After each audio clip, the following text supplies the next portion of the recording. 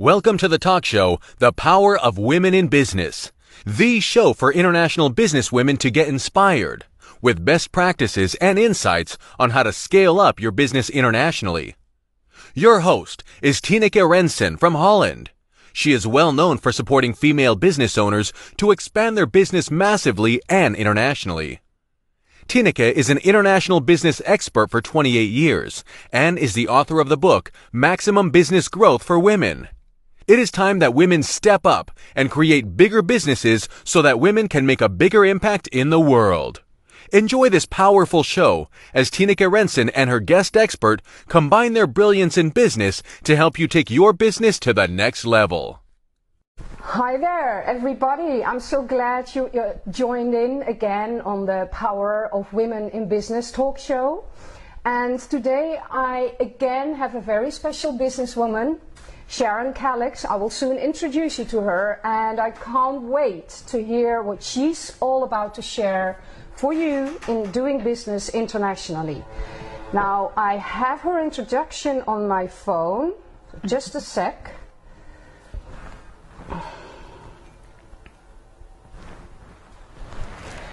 Here we are. Sharon is an award-winning social media expert, international speaker, and she has been accredited and endorsed by one of the leading professional organizations in the UK. She's been featured on Sky News, as well as serving the most respected businesses in the industry applying social media marketing. Her approach is based on helping the clients become an authority in their niche without spending money on ads. Sharon helps companies and entrepreneurs become an authority in their niche and learn how to use the latest tools and strategies without having to spend money on ads. Sharon also speaks at events across the world, and she has toured the UK, sharing trade secrets and training others on how to be social proof. And stays in line with the guidelines, very important. Empowering others is a huge must for Sharon. Hi, Sharon. Hi, Tineke. I'm so glad you're here. Thank you. Thank you for having me. And, you know, this is all true. Whenever I see something from Sharon, it's like all these nitty-gritty apps and links, and you open it and there's just wonderful tools. So yes. I love that about you. Thank you. So let's dive in. Are you ready? I'm ready. So how do you attract an international audience, Sharon? So, you know, you look at your scope of work and you think, am I limited to where I want to be? Is it just, if I'm in the UK, do I just want to stay in the UK, or can my business expand further? So for me, I would use my example based on social media, and I would look at looking at how I could develop it on an international scale without having to travel miles and miles away. So international social media can be done. I can have international clients, and I would first look at doing perhaps a SWOT analysis. Okay, so I'll look at the strengths, weaknesses, opportunities and threats of doing business abroad, and how that would benefit myself. And I would look at having, for example, a strategy. The first thing is that what might work in the UK might not work in China. Definitely not. No. And there are things like in our keywords that we might use in the UK that would definitely be banned in China. How would you know? Because it would be something that you would have to research. You know, you have to do your homework before you even delve into a different culture. And make sure that it's right for your business. The second thing, it might be something so minor such as using a US or a UK keyboard. You know, those kind of small strokes there are very important. And even seeing if there is a need for your product or service in that country as well. And your service is social media, so that would be needed all over the world. It would be needed all over the world, but you know, you have to be understanding and be mindful that is my platform, say for example, I specialise in Facebook, Twitter and LinkedIn, is that something that everybody wants, and is it something that would work in all the countries? So if I would around the world, so if I was to look at how many users there are on Facebook, Twitter and LinkedIn in various countries, are they the same as what they are over here in the UK? And I could tell you the facts that in South America, for example, there are loads, there are more tweeters, should I say, and bloggers. Okay. In India, they are YouTubers and video friendly. Wow. You know, so you have to really understand what your audience is looking for. I really like that. You know, I would have thought social media, we're all online, the whole world is online, you can go anywhere, but India, I beg your pardon, that's Asia. Yeah. I wasn't aware of those things, so that's very, very valuable. Yeah. Thank you. So what boundaries, regulations do you need to be aware of when doing business internationally? So obviously there is lots of jurisdictions, there are boundaries in anything that you would do. So you'd look at what guidelines are in place, what things can get you banned. You'd have to understand that you know what other countries would find offensive to social media than the UK. Can you give an example, for example? So, for example, you might have a product or a service that you may think may actually work in another country, and it wouldn't work based on legislation, laws, perhaps.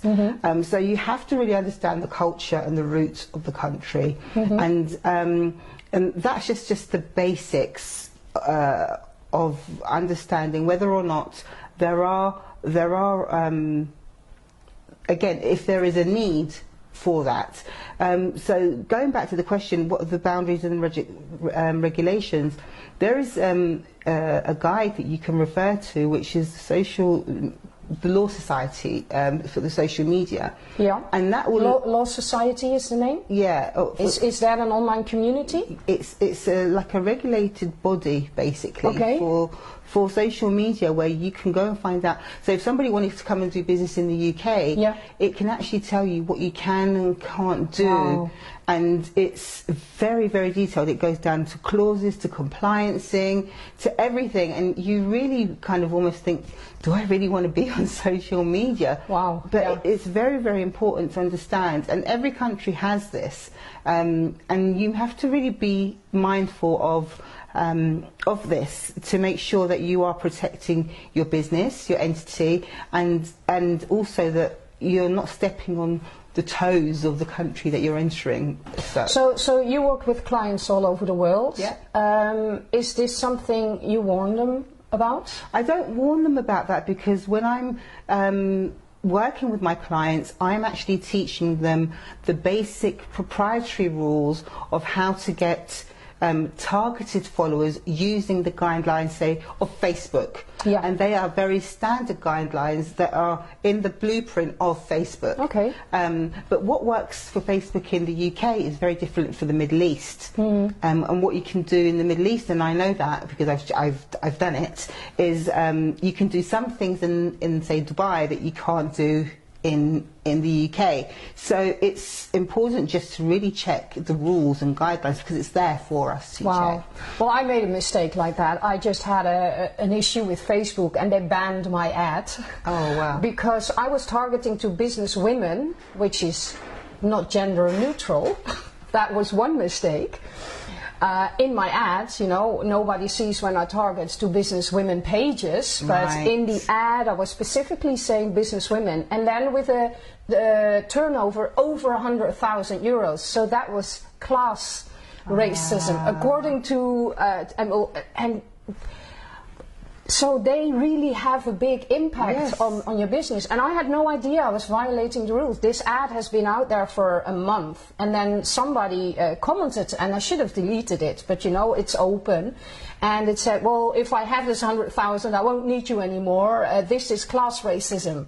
And apparently the word racism comes up. Caught their attention, and now my ad is banned. So I didn't read the regulations, but I think this is a perfect example. It is an example. However, you can, and I have shown examples of doing this, you can go back and you can go and put your defence in. I did twice, and they ignored. They said no. But anyway, different discussion. I might need your help then later on when the interview was over. That's interesting. Yeah. Okay. I did remove the comment now by the end, but anyway. So let's continue the conversation, because you have so much valuable tips, not only for doing business online social, but also those tips apply for an offline business too. Absolutely. Yeah. We mustn't forget the offline marketing, because it's so important to remember that that's still a very huge part of our marketing mix. Yeah. And it still does exist, and we can't ignore it. You know, it's very important to still implement that when you're marketing to your clients. Yeah. And what's your best offline marketing tool? You know, talking to people. Yeah, speaking, You know, don't forget that we still do exist and have that conversation with people. Yeah. Meeting them in person, never underestimate taking that conversation offline. Yeah. You know, and I really recommend that for people. This is my #1 tip. When you're doing business on LinkedIn and you speak to somebody, take that conversation straight off LinkedIn and meet up with that person, because if you know, you can really have a long-term fruitful relationship with them. And some people will go and meet you, even if they are in, say, Europe, or, you know, I've done it, we've done it, you know, and they will come out and go that extra mile, and you'll be surprised. But that's it, it's the extra mile, you know. It's so easy to be behind your laptop and type another answer, ask another question online, and continue the conversation online, because we're all busy. Yeah. So it takes a lot more time to go offline, but that's what you say, take the extra mile. Yeah, take the conversation off social media, phone them up, let them hear the voice behind the brand, let them connect with who you really are. I mean, when I see people in events, and some people say, oh God, you know, don't let it drain you, just tell them to send you an email. No, people actually want to know that you really are human, and I always say humanize your brand. Let them know that you are there, and that you're accessible, and that you can have time for them, especially if they're investing in you or following you or liking your comments, and that you've got time for them. Yeah. Because it is, after all, building up relationships. Yeah, true. I like you say that, because that's the most important thing in business, I believe. Yeah. So what options are there nowadays to connect with clients around without traveling, so without going offline? Wow. Wow. There are so many. I mean, I have, honestly, Tineke, I actually thought of you when I thought of this. I was like, oh my goodness, I have to send you this list. There, you know, forget the everyday phone call or using the mobile phone.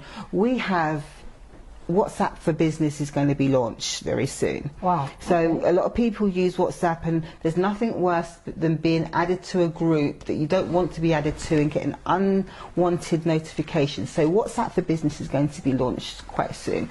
But then we have Viber, we have Tango. These are people that want to be video, talking like via video. I haven't heard of those two. Okay, I have a whole list for you. We have Zoom, we have Skype, we have you know, the everyday messenger. That we can talk to and see each other from. The list goes on and on. There are some that you probably haven't. We have WeChat for those that are in China. You know, it is so, there is no excuse. Some you don't even need an internet connection. You know, like when I say you don't need to have a credit. That's what I meant. You don't need to have credit, so long as you have internet connection. I beg your pardon. And they'll charge you afterwards. No, there's no charge. It's all free. Wow. All the ones that I've mentioned are all free. If you have a smartphone or you have a landline, it's just free, and you have no excuse not to connect with your clients. So easy. Yeah. It is so easy, and Tango and Viber are very, very good for those people that want to do business in the Middle East or in Asia, because the connection's great. It's like you're just talking to somebody down the road, and the sky's your limit. I mean, I still use Skype, and I love Skype because I like to screen share with my client. I like them to see what I'm doing, and don't underestimate the fact that you've got no excuse to be doing business without leaving the country. Yeah. But still doing business internationally. But still doing business internationally. Yeah. I have clients internationally, and sometimes they're like, "Can we put your camera on?" And I'm like, "Not today, because I just got out of bed, I'm doing or I need to go to sleep. It's 3 o'clock at night. Yeah, all because these the time zones. I know. Oh. And, you know, I've got my robe on, but but you can still work. And be at home and have the pleasure of being in somebody else's time zone, and it's phenomenal, and you're making a return at the same time. Yeah. So it's never been easier. Can we say that? It's never been easier, and you know, with the fast-pacing times, and with what's coming out, and the way technology is moving so fast, it's just makes it so much more, flexible. Yeah. Wow. Yeah, I love all these new things. I know. Well, you should know that Sharon is my social media advisor, so that's how I know that she keeps sending all these lists with tools I hardly have time to implement, to be honest. Yeah, but keep you always updated. Yeah, so I have another question for you. What is the full impact of doing business abroad, and how can you assess it? Well, I think it's really important to do, like I said, a SWOT analysis earlier, but then I'll say like a PEST analysis as well. So can you explain that? When I say a PEST analysis, I'll look at the political, economical, social and technological sides of things. Yeah. And this is really important because the impact of it could have also disadvantages. You know, what if there are cultural boundaries that we don't understand? What if, and it's basically doing a pros and cons on how the business impacts on the business will be impacted if we aren't aware of what can happen if we don't understand the market that we're going into or tapping into. And that's really key, because if you don't understand it, and you're not aware of, the political sides of things, like for example on Facebook, it's not something that we like to do, but it's very highly recommended not to go in and talk about policy and politics and get into those debates, because you can damage your brand. Oh yeah, definitely. As with religion. Yeah. But there are topics on Facebook, for example, where we say is an absolute violation, and this is absolutely normal. Not to talk about the adult industry, not to talk about gaming, not to talk about tobacco, not to talk about alcohol, and there are, I think, a couple more. And these are things that in some countries they might be okay. So the disadvantages and the advantages, again, is being aware of what's acceptable or socially acceptable. And I believe people still don't realise enough who's watching. Yeah. Because you believe your profile is just within friends, but it never is the case, eh? Never underestimate who is looking at your profile online. And I have been so surprised. I got somebody today inbox me and say to me, "Sharon, I went to your LinkedIn event, and they had something like 297 connections, and they now have 3,000 connections in the space of 2 weeks." Wow. And the fact is that they implemented a lot of the things that I taught them, but not only that, they said that some of the feedback, when the person asked them why they added them as a connection, they said because they had been watching them. So when it says so and so's viewed your profile, some people, they view they're watching you. I normally say, I normally reply and say, do you like what you see, or something like that. But it's interesting to know. And the other way is that when you upload a video onto social media, or again, I'll use Facebook as an example, you might see something like you've uploaded a video, you might have 100 views, for example, but you might only get 4 likes. Yeah. And that's another thing. People are watching, but they're just not liking. And it doesn't mean that they don't like what they see. It means that they're just being nosy and having a good look. Yeah. So, no, and amongst those people could be influencers. Yeah. And that's really important. So it's really absolutely imperative all the time. Be careful and be cautious of what you post online, because just one day, and it has happened to me so many times, somebody will do business with you. Yeah. And they're just trying to see. And now I'm looking for certain people to work with, and I am watching. I'm not liking, I'm not commenting, I'm watching. Yeah. And it's the same when you're doing business abroad. People will watch. Yeah. Yeah. Wow. So I'm so happy that you wanted to be here and about working internationally. Definitely. I traveled to London yesterday. Yes. We launched a network chapter of the Powerful Business Women's Network in London last night, and today I have interviews with many international friends. So Sharon, we're coming to the end of our interview, and you've shared so much valuable content. Is there anything else you would like to ask the audience? There, it's international, or that you would like to say, or anything? I'm really curious. A lot of people say, oh, I'm really frightened of being on social media, or I don't know what to put out on there, or I'm not sure what to post next, or I'm struggling for content, or I don't know how to keep up with what's trending. And my point to you is this, is that you are an expert in your niche, and you know what you specialise in, and I know what I specialise in. So if you, for example, are a health and wellness expert or a coach, then deliver content on that, because if you don't, then your competitors will. They will. Oh yeah. Yeah, and if you're not sure what's trending, then there are platforms that will tell you what's trending, and they're so easy to find.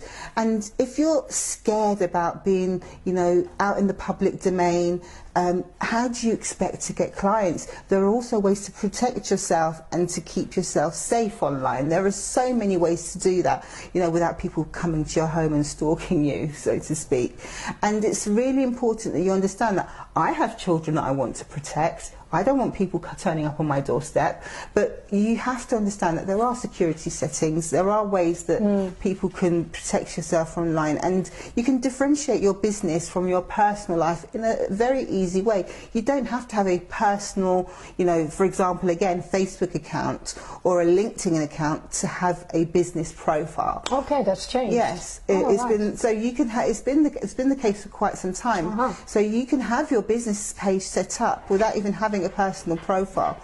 As with Messenger, you can have a Messenger account, and people can contact you on Messenger without even having a Facebook account. Wow. It's really good, and there are so many things that you can do to be accessible on social media without being fearful, and I think that's what people need to understand. Well, there's another thing. My audience, they're really busy businesswomen, and not all of them know how to do it, but they want to be out there. Yeah. So what would you advise them? Outsourcing, could that be a case?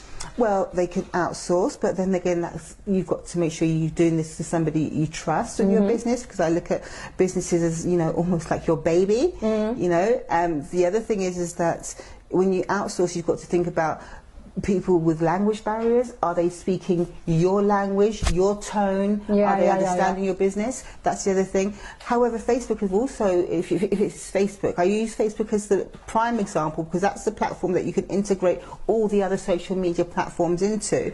And what Facebook have done now, and I only discovered this on Sunday, is that you can now accept appointments left, right and centre from your Facebook page and block out your complete diary, and it will send you a notification every time that you have an appointment booked, and it can take payments from people, so you're not getting time wasters.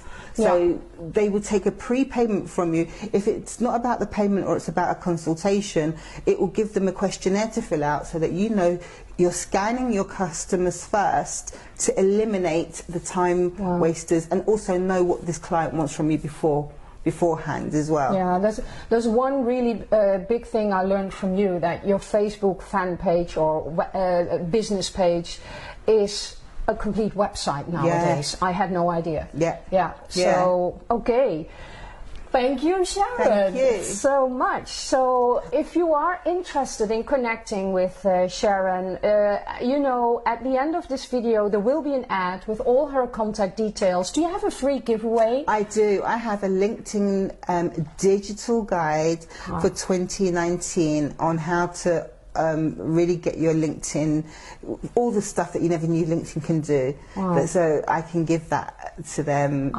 Really, yeah, amazing guide. Definitely go to the end and watch her ad, and we will make sure we add the link there.